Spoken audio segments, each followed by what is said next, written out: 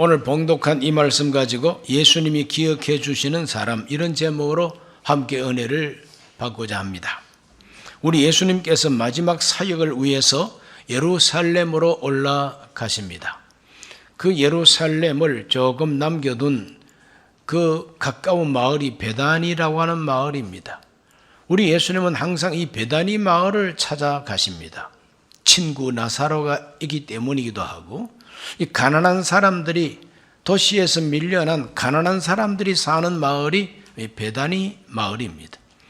우리 예수님께서 베다니 마을에 가셨더니 전에 나병 환자였는데 예수님께서 언제 고쳐주셨는지, 예수님 때문에 나병 깨끗이 치료를 받은 사람이 있습니다. 그 사람 이름이 시몬인데, 이 시몬이 예수님을 자기 집에 식사 초대합니다.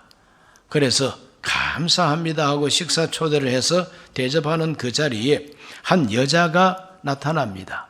이 여자는 아주 값비싼 향유 옥합 한 병을 가지고 왔습니다.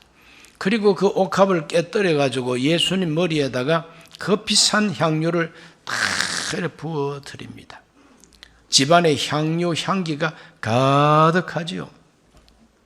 사람들마다 참 향긋한 그 향기에 정말 즐거워했습니다.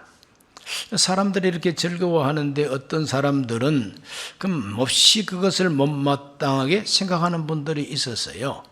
그래서 그 사람들 이야기를 읽어보면 마가복음 14장 4절과 5절입니다. 어떤 사람들이 화를 내어 서로 말하되 어찌하여 이 향유를 허비하는가? 이 향유를 300데나리온 이상에 팔아 가난한 자들에게 줄 수 있었겠도다 하며 그 여자를 책망하는지라 그랬어요. 그 향긋한 자리에서 화를 내고 분개하고 여자를 책망합니다. 그 핵심이 뭐냐 하면은 어찌하여 허비하느냐 하는 말입니다. 어찌하여 허비하느냐. 그 말 자체가 잘못된 건 아닙니다. 상식적으로 생각하면 그렇게 값비싼 이 향유를 한꺼번에 머리에다가 다 부어버렸으니 허비한 것이나 마찬가지죠. 그래서 상식 수준에서 그렇게 화를 내고 여자를 책망합니다. 예수님 제자들도 그렇게 같이 책망을 합니다. 그러면서 이제 예수님을 가만히 보면서 예수님도 그렇게 생각하시겠지. 아무리 예수님 당신 머리에 향유를 부었다 할지라도 이건 해도 너무한 거 아니냐. 300데나리온 가치가 있다는데 이것은 노동자 1년 동안 한 푼도 쓰지 않고 모아둔 돈과 똑같은 액수예요. 그 비싼 것을 한꺼번에 머리에 부었으니 예수님께서도 책망하시리라 이렇게 생각했는데 예수님은 의외의 대답을 하십니다. 14장 6절 말씀에 보면은 예수께서 이르시되 가만두라 너희가 어찌하여 그를 괴롭게 하느냐 그가 내게 좋은 일을 하였느니라 그렇게 대답하십니다. 허비했다고 책망하는데 예수님은 가만둬 왜 이 여자를 괴롭히느냐 나한테 좋은 일을 했다고 말합니다. 허비했다는 말과 좋은 일을 했다는 말이 대비가 되고 있습니다. 그리고 예수님께서는 이 여자를 가리켜서 최고의 상을 내립니다. 마치 우승한 선수에게 트로피를 주거나 메달을 달아주는 것처럼 예수님께서 이 여인에게 최고의 트로피를 수여하십니다. 14장 9절 말씀에 보면 내가 진실로 너희에게 이르노니 온 천하에 어디서든지 복음이 전파되는 곳에는 이 여자가 행한 일도 말하여 그를 기억하리라 하시니라. 엄청난 트로피죠. 온 천하에 어디서든지 이 복음이 전파되는 곳마다 이 여자가 행한 일도 말하여 기념하리라. 기억하리라. 기억해 준다는 게 얼마나 중요합니까? 그것도 한 번 기억하고 마는 게 아닙니다. 온 천하에 어디서든지 복음이 전파되는 곳마다 말하여 기억하리라. 엄청난 칭찬이 알 수가 없습니다. 그러므로 허비한다고 하는 사람들의 관점과 내게 좋은 일을 했다고 하는 예수님의 관점이 틀립니다. 왜 많은 사람들이 허비했다고 책망하는데 예수님만은 홀로 내게 좋은 일을 했다고 칭찬하고 그 엄청난 정말 참 영광을 안겨주셨을까? 예수님이 보는 관점이 뭐냐? 어떻게 보셨느냐? 첫째로 예수님은 이 여인의 이 행함을 믿음으로 행한 일로 평가하시고 그렇게 보신 겁니다. 믿음으로 행한 일이다. 어떤 믿음이냐? 이 베다니 마을의 이 여자는 자기 마을에 찾아오신 예수님이 나병 환자도 깨끗이 고쳐주시고 얼마 전에는 죽은 나사로를 무덤에서 살려내십니다. 그리고 나사로 집에서 가르치는 말씀을 들어보면은 이때까지 들어보지 못한 말씀입니다. 그래서 이 여자는 자기 마을에서 찾아오신 예수님이 행하시는 기적과 가르치는 말씀을 듣고 마음에 깨달음이 온 겁니다. 이분은 보통 분이 아니다. 일반적인 랍비 선생님 정도가 아니다. 이분은 하나님이 우리를 구원하라고 보내신 구세주이시다. 메시아이시다. 그리스도이시다. 이렇게 이제 깨달은 겁니다. 깨닫고 보니까 믿음이 생기는 거죠. 그래서 그 믿음을 가지고 이 어른은 극진하게 대접해서 합당하다. 그러므로 내가 가진 가장 귀한 이 옥합을 깨어서 다 부어드려도 마땅하고 합당하다는 겁니다. 예수님이 누구신가를 바로 알면은 예수님을 위해서 드려지는 모든 것이 합당하다고 고백하게 되는 것입니다. 요한계시록 5장 12절 말씀에 보면은 큰 음성으로 이르되 죽임을 당하신 어린 양은 능력과 부와 지혜와 힘과 존귀와 영광과 찬송을 받으시기에 합당하도다 하니라. 이 큰 음성은 누구의 음성이냐? 천천만만의 천사들의 음성이라 그랬어요. 천천만만의 천사들의 음성이 죽임 당하신 어린 양 예수 그리스도. 그 어린 양은 죽임을 당하신 그 어린 양은 능력과 부와 지혜와 힘과 존귀와 영광과 찬송 받으시기에 합당하도다. 이렇게 노래를 하고 찬양을 올렸다는 겁니다. 여러분, 오늘 저와 여러분이 이 비 오는 가을날 이 자리에 와서 예배 드리는 거 합당합니까? 이거는 불합당합니까? 자, 이렇게 우리가 모든 걸 다 뒤로 제껴놓고 주님 앞에 와서 시간 들여 예배 드리는 것은 받으셔서 합당한 분이기 때문에 우리가 이 예배를 드리는 거 아닙니까?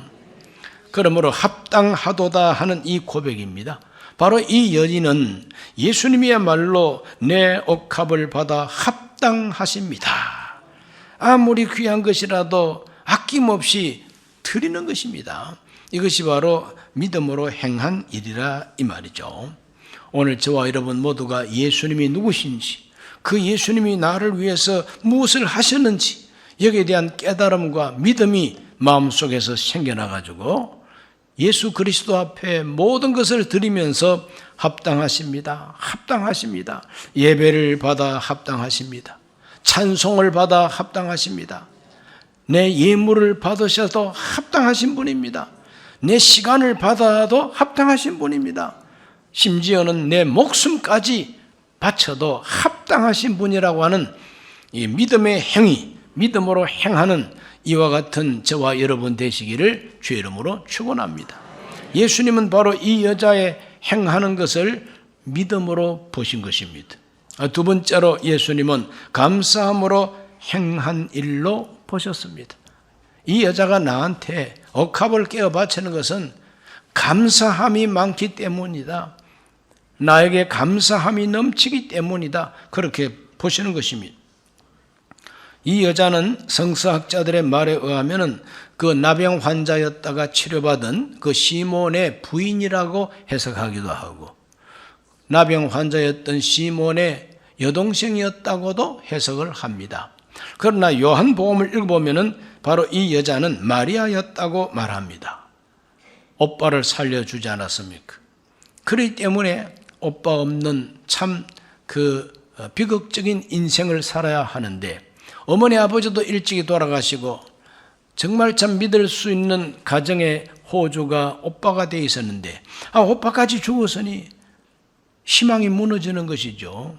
버팀목이 그냥 무너지는 겁니다. 그런데 예수님이 오셔가지고 살려주셨어요. 가정이 회복되는 거죠. 마음의 평안이 회복되는 것이죠. 나병 환자였다가 치료받은 그 부인이나 여동생이라고 가정을 하더라도 나병 환자는 평생 자기 집안 식구와 함께 살 수 없어요. 법적으로. 반드시 헤어져야 되고 따로 수용돼야만 됩니다. 그러니 헤어져 살아야 할 바로 이 시몬이 예수님 만나가지고 깨끗이 치료받아가지고 집으로 돌아왔으니 그 받은 은혜가 얼마나 큽니까? 그렇기 때문에 옥합을 깨어서 예수님께 드린 것은 감사를 표현하는 것이다, 이 말입니다. 오늘 저와 여러분도 주님 은혜를 알고 감사할 수 있으시기를 바랍니다. 오늘 우리는 예수님께서 누구신가? 나의 주 나의 하나님으로 믿습니다. 예수님께서 나를 위해서 베풀어 주신 은혜가 무엇인가? 바로 그것은 오늘 성찬식입니다. 바로 이 성찬을 주셨어요. 받아 먹어라 내 몸이다. 받아 마셔라 내 피라. 우리를 위해서 목숨을 바쳐주신 표적이 바로 이 성찬이란 말이에요. 이만큼 줬으면 엄청나게 주신 것이죠. 내 품속에 간직했던 옥합보다도 하나님 품속에 있던 독생하신 하나님, 그분의 목숨이 내 품속에 있는 향료보다 엄청나게 더 비싸겠죠. 이미 하나님은 우리를 위해서 자기 옥합을 깨뜨려서 우리를 위해서 죽어주기까지 하셨다. 이러한 깨달음과 이러한 믿음이 있을 때에 이 여인처럼 하나님 앞에 아낌없이 드리고자 하는 그와 같은 헌신이 따르게 되어 있다 이 말이죠. 그렇게 될까 봐 겁나십니까? 아유, 오늘 은혜 받고 옥합 깨면 큰일 나는데, 적금 깨면 큰일 나는데, 그렇게 걱정하는 분 걱정하지 마세요. 왜? 절대로 하나님은 그런 사람에게 이러한 은혜를 주지 않습니다. 그러니까 아무 걱정하지 마세요. 그러나 자기도 모르게 막 은혜를 받아버리면은 하나님 앞에 옥합 깨는 경우도 생기게 되는 것이죠. 옛날 동방 박사들은 어린 아기 예수님 앞에 엎드려 경배하고 보배합을 열어가지고 지금 이 베다니 여인보다 훨씬 더 많은 것을 예수님께 드렸어요. 그것도 아기 예수한테 황금과 모략과 유향을 예물로 드렸다 그러지 않습니까? 왜 그렇습니까? 별의 주인공이라는 깨달음 때문에, 하나님이 약속한 그 메시아의 별이라고 하는 걸 알기 때문에 아기 앞에 무릎을 꿇고 경배하고 예물을 드린 것이죠.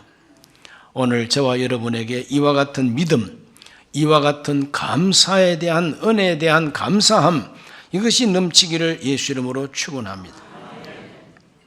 세 번째로 예수님께서 어떻게 보셨느냐? 힘을 다해서 행한 일로 보셨습니다. 힘을 다해서 행한 일이다. 자, 마가복음 14장 8절을 읽어보면은 그는 힘을 다하여 내 몸에 향유를 부어 내 장례를 미리 준비하였느니라 그랬어요. 예수님 딱 보시니까 이 여자가 힘을 다했어요. 여자가 돈 많이 버는 시대가 아니잖아요. 그런데 옥합 한 병값이 노동자 1년 품삯이니 평생 모아온 거 아니겠습니까? 평생 모아온 겁니다. 이걸 단숨에 예수님께 바쳤으니 예수님께서는 힘을 다하여 나를 섬겼다, 이렇게 인정하시는 거예요. 그리고 그 힘을 다해서 섬긴 바로 이 향료를 예수님께서 어떻게 활용하셨느냐? 내 장사를 위해서 준비한 것이다, 이렇게 말씀하십니다. 이 여자가 예수님이 죽으실 줄 몰랐어요. 이 여자는 예수님이 십자가에 못 박혀 죽으리라고 상상도 아직까지 못합니다.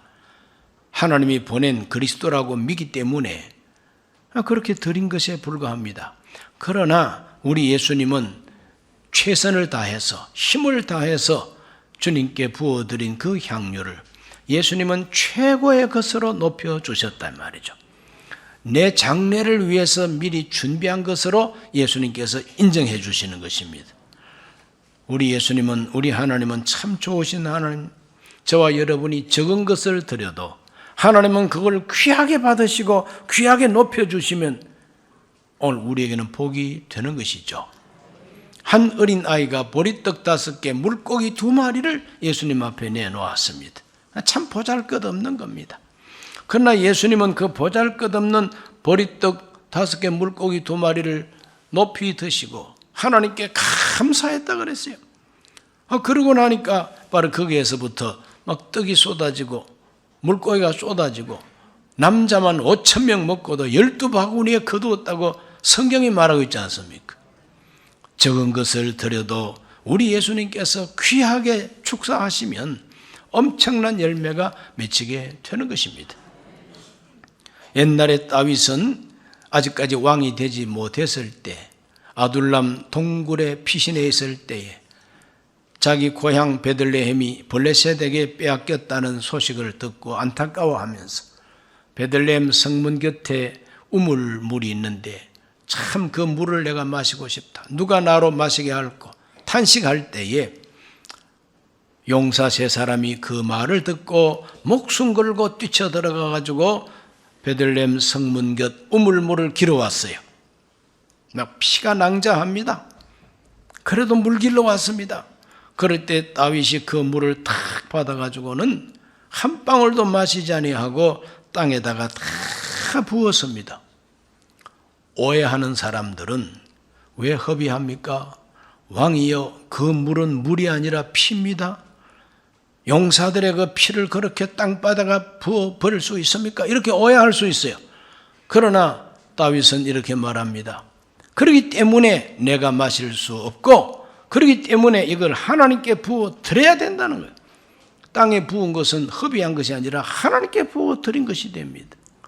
그 말을 듣고 용사들이 그 다윗을 보고 진정 우리의 지도자이시다. 우리가 충성한 것을 하나님 앞에 이렇게 부어 바치는 걸 봐라. 그래서 다윗 왕국이 세워지게 되는 겁니다. 오늘 우리가 하나님께 힘을 다하여 봉사하고 섬기면 하나님은 우리의 섬김을 최고의 가치로 인정해 주신다는 거 믿으시기를 바랍니다. 우리 스스로가 모두가 정말 한번 생각해 볼 필요가 있습니다. 내가 평생에 베다니 여인처럼 하나님 앞에 감사해 본 적이 있느냐? 내가 평생에 이 베다니 여인처럼 예수님이 정말로 귀한 분이라고 하는 깨달음과 함께 믿음과 함께 힘을 다해서 감사해 본 적이 있느냐 하는 것을 스스로 생각해 보셔야 됩니다. 저도 제 일생에 이 베다니 여인처럼 이렇게 감사하고 하나님 앞에 섬김을 드려본 적이 있느냐 할 때에 드려본 적이 있다고 말할 만큼 간정도 있지만 조심스럽습니다. 오늘 저와 여러분 모두가 다 힘을 다하여 하나님께 섬기는 경험이 있으셔야 됩니다. 순범 강북교회가 떡정교 사거리에 아직까지 이렇게 우뚝 서 있는 것은 교회를 위해서 옥합을 깨고 향료를 붓는 것처럼 섬기신 분들이 많이 계시니까 이 교회가 이렇게 서 있는 거예요. 인정하십니까?